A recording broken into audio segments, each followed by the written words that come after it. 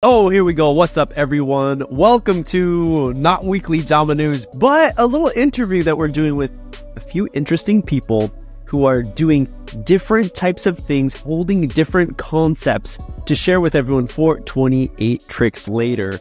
A challenge that has been created by C. Fraser, a Sweets pro legend player, and has become a normal thing within the kendama world of let's all get together and either love or hate February. Maybe there's a little more hate for it because there's an extra day, but I would say let's give love to that, because what we're seeing in return is when we have somebody creating a different type of content, different types of cool things to look at, to learn about with each and every day. Hey, one extra day, that is a privilege. Ohayou gozaimasu. Okay, so today we're gonna have Rodney D. Ansel, Rodney D. Dama, Dama. Anybody? No, Rod? Okay, so he's gonna come on right now, and we're gonna be talking about his concept of his 28 tricks later and why he started to share his collection in this way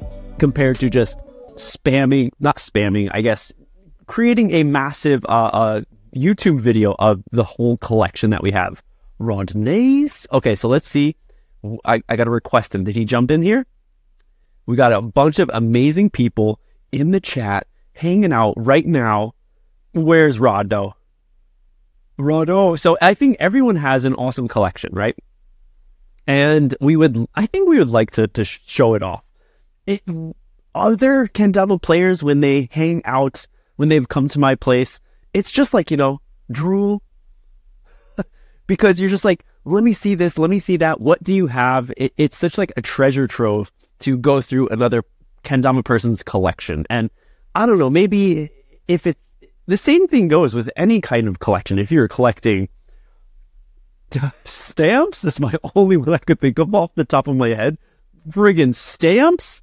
If you're collecting, I don't know, guitars maybe. When I was getting into playing guitar, that was the thing I was spending a lot of money on, looking at a lot, learning a lot about. So I was really intrigued about guitar. So of course I bought more than I needed, but I think we all have it's expensive, right? Getting a kendama is less expensive than getting a guitar. So yeah, coins.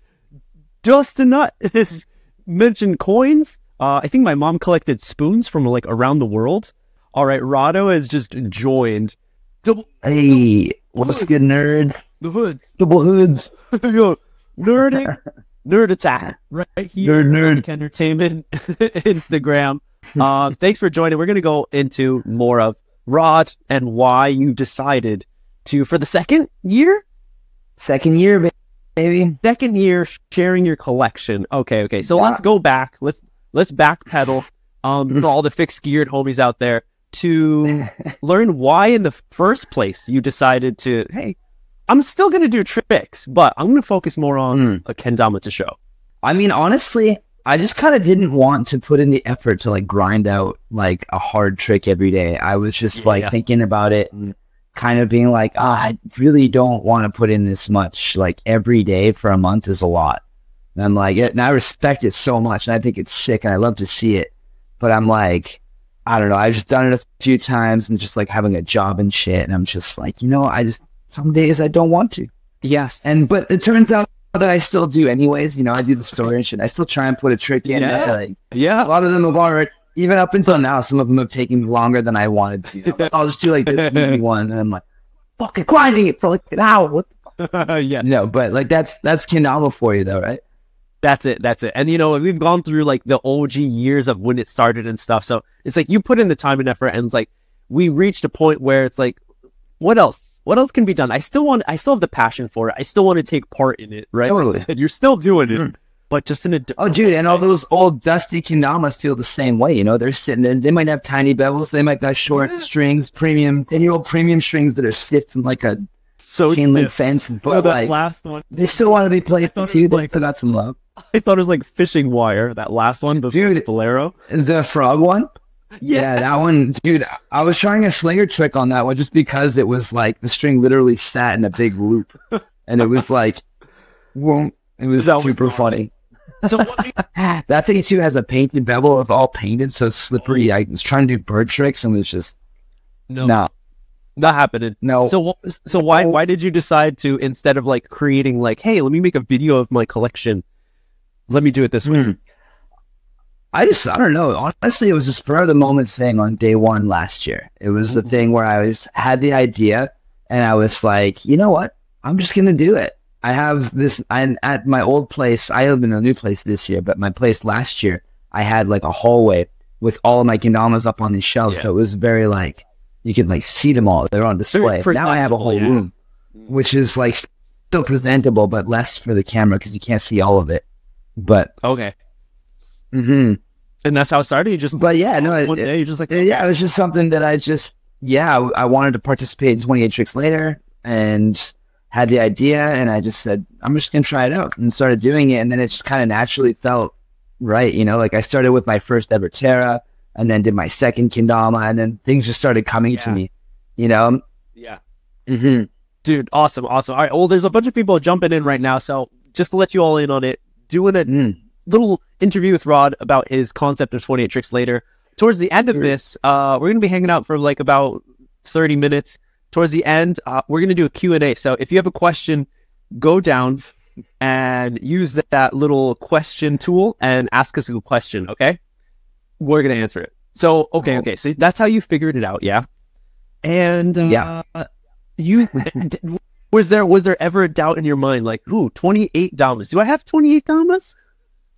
Well, last year I actually, before I started it, I think I started making a list, and I had a good list of some stuff, but this year I'm a little bit more struggling than I was last year, because I went through all of the like real interesting, like the obvious ones, kind of like, the first ones, second. Yeah. Ben in the chat, he's cracking me up. Bob Tronic, what up, bud? And yeah, so there's just like a lot, you know.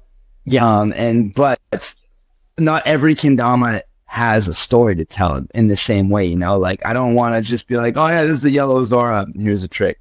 The whole point was to like choose interesting ones that have like something to say about them, like the black Zora that I like played on top of the pyramids, or you know, like stuff like that. There's a little more to talk about. Hey, Jake wants to know my worst setup. From Jake. That's the one in my collection. I don't know. You know, I'll think about it. I'll get back to you on that one. I'll go for a dig. Yeah. There definitely is. You know, there's still love for it, but it would be like, this is the one I just like leave in the back of the collection. You know, right there. Yeah. No, I do remember one that was on the tarot wall that was maybe my least favorite kendama. I think it was the first ever American-made kendama, the Kenko, like All American. What the hell was it called? All American. Yeah, that thing was dog ass as a kendama. I'm sorry, but it was so bad. It was just it was like, it was a nice idea, but it just did not come together right. It was just like, but all right.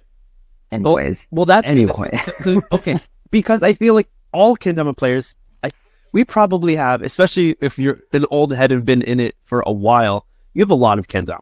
I mean, maybe it's just me. I and you, right? We know we have a good collection. I have a special bond between, I feel like, each and every one, especially the ones that have a story behind it. So I never feel like I was gonna I need to get rid of this, even if I'm not gonna play it, even if I can't see it. It's in a box, it's down under all this clutter, but I can't let it go. It's just getting more honed. All that dust is just settling on the Tama, making it more honed. Ready to stash at a moment's notice. But no, honestly though, like having so many, one thing that I try to do is I try to always keep at least one in my backpack that I'm willing to give away. So that if I meet just a person on the street that's interested, then I have something to give them. You know, and because I have so many, you know, it's like, but I'm getting to the point where I've been doing that for so long that I'm running out of the ones that like I have this connection to, like we're talking about, you know, and I'm like, well, I can't just give you this one. I'm sorry, but I just can't, you know, like I'm going to be buried with 1,000 kendamas. You need a few starters from Terra, where the sand dune jammers or. Dude, I had a bunch of those, and I only have like one left. I think I I might have a couple, actually. I have to dig. I have a junk drawer full of bits and pieces, actually, of just like stuff to build, stuff that has been built. Some of it's shredded to oblivion. Some of it's like remnants from like the Terra shop, like just like old Cerados and stuff like that. Oh, dude, well, hey, that might Grady stuff. That might be some fodder for your final days if you don't have enough full Damas. If there's a story, here's this. I do have a list. I threw it at Rick's eye. That's it. Ooh, that was a chopstick, actually. But yeah, I know. Yeah, that's a good idea, actually, too. Maybe like as its own concept, just the junk drawer, a month of junk drawer Dama. So every day you reach in and build a new kendama. Yeah, and then take it back apart and put it back in. Ooh. That's kind of. And then you fix it up. You return it. You fix it up, and then hey, that's a little more work than I was thinking. Oh man, you know what I really like to do to make a kendama every day. I would love to do that. To do like 28 kendamas and do like one every day. Yeah. If I didn't have to pay rent in March, I would. There isn't. Yeah. If I could just take the whole month to do that, dude, that is a massive take on, because we've already seen a few people do it in the past with 3D printing. I know PK did it last year, and I think they were all mini ones. I'm not sure if he did actual turns. Yes, did he do? He did many ones. He did 3D printed mini ones. Yeah. Okay, I have one actually. And there's another dude who I didn't know about. People let out some TDM DJ, and he is doing gnarly, weird 3D prints of Damas. So creating kendama is really amazing. But I feel like that 3D. I like the sound of that. It might be less durable, still playable maybe, but doing good ones would be. I think it depends on how it's. I think it's just like how it's 3D printed. You know, like there's different 3D printed items have like grain to them instead of what wood does, and like there's certain ways to make them. You know, like I've played some that feel like they're gonna break, and I've played some that are like solid as shit. Yeah, like, and they might break, but they're still solid while they're. Yeah.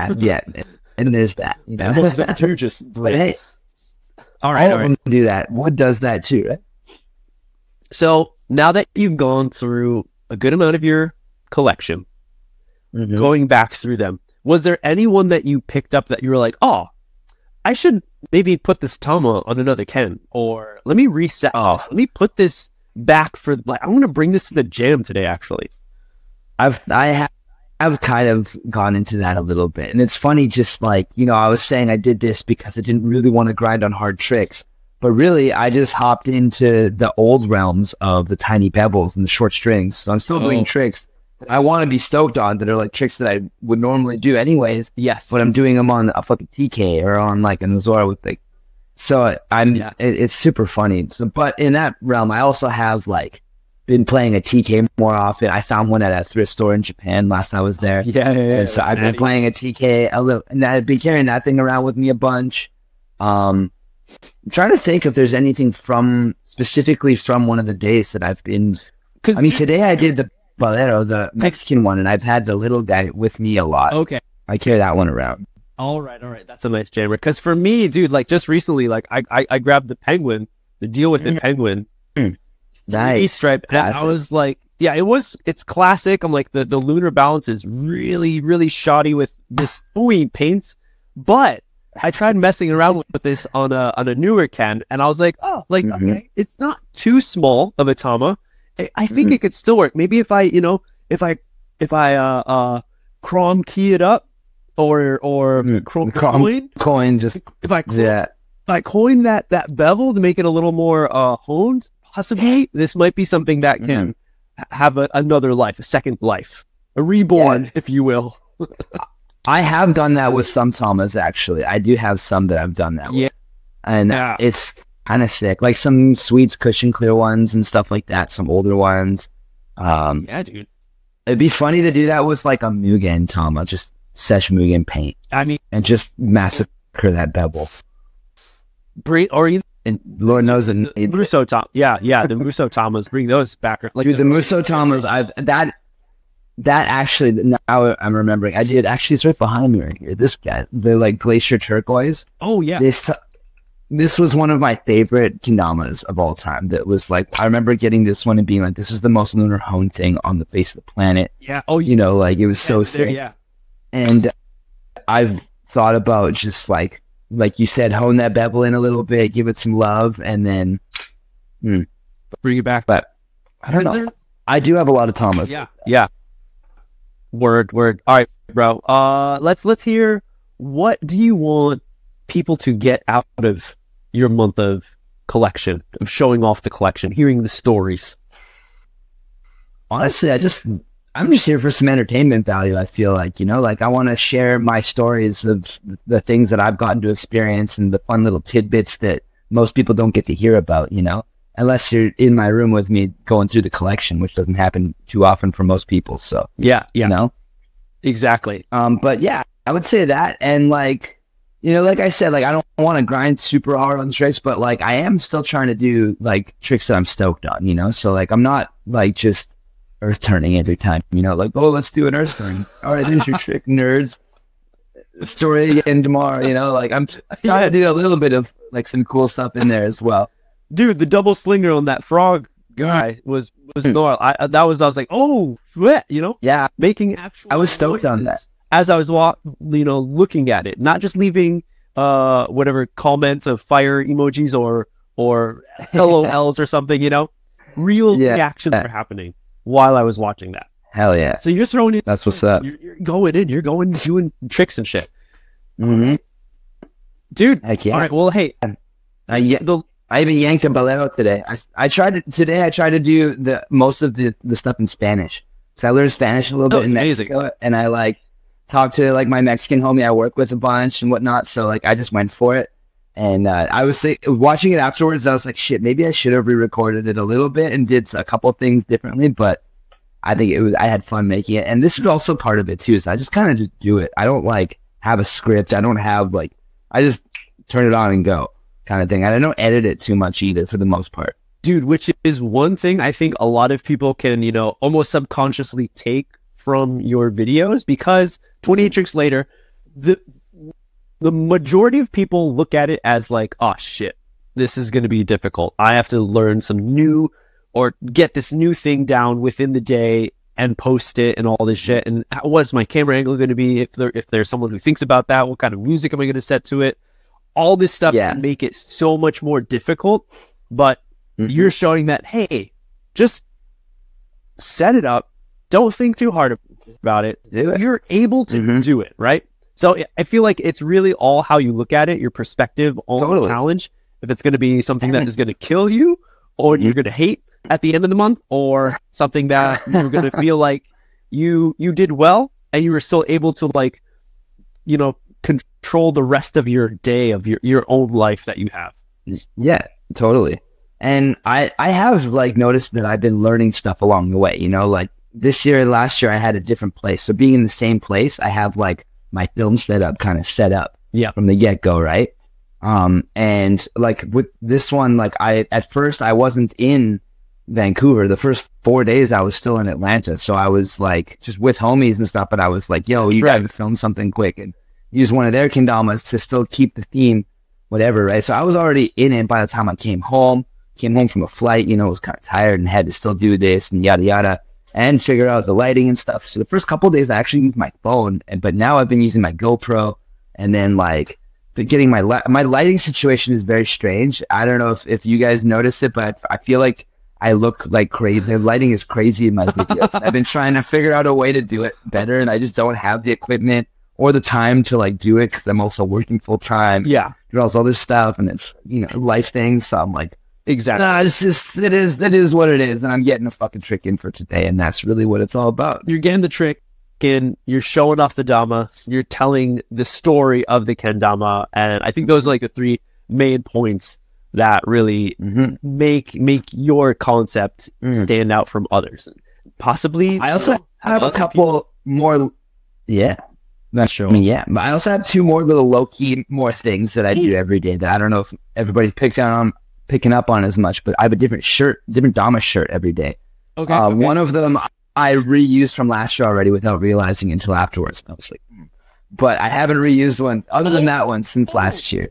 No shit. Yeah, last year there was day one. I started in a shirt that I got from Tio, but it's not a Dama shirt. It's like an Austrian thing, I guess, but like a homie's brand, it's like tie dye or whatever. But I wasn't thinking about that until day two. So from then, it's been a different Dama shirt every day. I don't have enough like hats and toques and stuff, but I almost have enough to do a different one every day and stuff like that. Just little things like that, as well as the music that I'm choosing to go with it is somehow themed. Like it's been fun where like the day that I did a little Molotov. Yeah, today I did Molotov. Yeah. Oh yeah. Molotov with steak. Yeah. A Mexican brand, Mexican band. Sorry. Yeah. Okay. I did the Green Machine the other day, the green one. I just searched green and it's like under songs on Spotify or whatever. And I like found a band called Green Machine that I was like, whoa, these guys are pretty sick. And I'm pretty sure that's why I ended up using was one of their songs.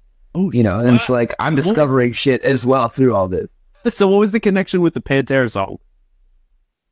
Oh, 13. It was 13 something was the title. I can't remember. 13th day? And it was the 13th day, exactly. Yeah. Yeah. I got one picked out for tomorrow. I'm really stoked on, actually. I'll give you nerds a little preview. It's 16 by No Doubt. Good song. All right, nerds. Yeah. Open up for a Q&A to close this interview, learning about different types of kendamas from the Rod. Let's hear with our first one. Hopefully, it's first and only. So if you're here, drop a question in the question tool, and let's hear it. Okay. So Ken asks, what's the one kendama you're gonna grab in case of a house fire? That's what? Honestly, if I had time to choose, I don't even know it. In a house fire, there's fucking man. I'd be running with an armful if I could. Because I was gonna say, luckily, you know, kendamas are pretty small, not that heavy. I'd be able to get a good like 2 grips. Yo, there's a window in my Dama room. I would just straight be hucking them out the window and then running around to get them. but no, but if I have to take one, just one that like, oh shit, that one. That's tough. A few come to mind. Maybe think about it as if like if this one was gone, you'd be sad about, and that'd probably be the one that you'd want to pick. Well, there's a few like that is what I'm thinking. Like my first grip from the first grip contest, that's one for sure. That's the first one that comes to mind. But then there's also like that Mugen Muso Tama with the crazy laminates from the gift Tama from 2014, the first KWC. Yeah. Yeah, there's a bunch. There's like I have like the Dave Mateo Pro mods in there. I have demos, Dama on the Drive, Dama, but luckily all these are all on the same shelf right there, right next to the window. So they're all going to be safe. Don't worry about it. Bear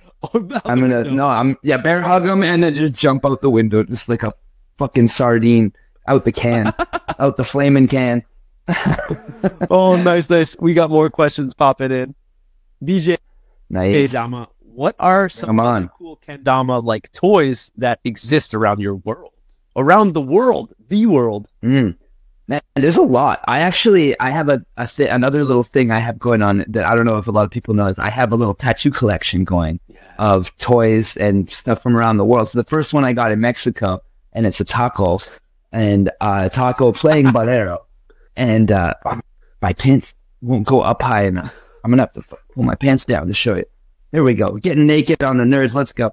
We got this taco tattoo. Little taco guy playing bolero, drinking tequila. This is my Mexico version. Yeah. Oh, yeah. It looks like your mustache, doesn't it? Yeah. And then on this leg, I got the French version. So I got a baguette, drinking wine, playing with a bimboquette. That's totally and like drinking wine. What? No, I had doink. Drinking wine. But so the theme is I'm going to this country, getting a tattoo of like their local food, like animated to play their like local toy with their local drink kind of thing. So I want to get a Japan one. I want to get an onigiri, like the rice ball, playing a Nichigetsu ball, like an old, shout out, Nichigetsu ball. Perfect. Got the shirt on, and with a bottle of sake in his hand. Yep. So the ones on my list that I know of for that I want to get is there's other boleros in other countries, like in Guatemala, they have a bolero. It's a little different from the one that I did today. There's in Greenland, they have the ayagak. Do you remember Kron made those kendamas? So yeah, I believe so. Yeah. I'm probably botching it, but I don't speak Danish, so yeah, we get a pass. Yeah. Rolf can come correct my ass. Tell me I'm wrong, Rolf. Let's go. But yeah, those were like made of deer horn, like horn or reindeer horn, or bones or horns. I can't remember which, or if it is specific. Yeah, and they just were timed together and they kind of fit together, something like that. But I've looked into it. I've never been to Greenland, and from what I can tell, Greenland's like national food is like dried fish, so that could be a fun tattoo. But yeah, there is several. I honestly, I talked a little bit about Tomotsu's book that he wrote on like all this stuff, and he has like a whole collection of all these toys and stuff. So yes, he's someone who I want to pick his brain a little more and figure out some other stuff like that I can complete that tattoo collection with. Totally. And if anyone else is out there who wants to see more of this style, go to Kendama Museum. Kendama Gallery? Gallery. Thank you, dude. Gallery. Yeah. Dude, Kendama Gallery is sick. They have IG such stuff. It's the homie from Japan, and he has just posted beautiful pics. Amazing collection this bro has. Of so many different styles of kendamas. You got recent ones, you got old school ones. Yeah. But there's ones like that. Like, okay, Jim, what is this? Okay. Yep. There you go. Probably see a little artized emoji from me on every single post. Everyone, bro. Because all of them. That's a real time reaction. Like we were talking about that earlier. Every time I'm like, oh yeah, oh my god, they're done so well. I mean, just look at this guy. You know, the bamboo. Yeah, exactly. Yeah. Fuck. A homie had one of those at the Atlanta Juggling Festival I was at recently. Like a similar thing. I forgot. There's a brand that is remaking these, and it's like, hey, we're like making and selling them. I not with bamboo. I forgot where they're from. I wonder. I don't know. Maybe it's another I feel another tattoo coming up. I think I'm not sure. In any case, go on. I think there was another one. Bam. Okay, here's our last one, guys. Lick and Bevels. What your all-time most favorite setup? Most favorite setup. Favorite setup of all time. That's so fucking impossible to choose. I mean, it would have to be like because it fluctuates with the time, right? Like you think exactly. My first Terra was one that that was the first Purple Heart can I'd ever held.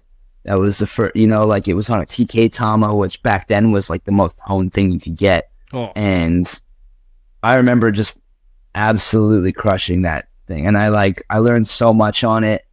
That Tama too that I put on that Ken had already destroyed 2 other TK Kens before being put on that thing. So that thing was already just beaten into submission and just wouldn't do any trick you told it to. It was so sick. But I go play that thing now and it's isn't the same, It's doesn't hold up.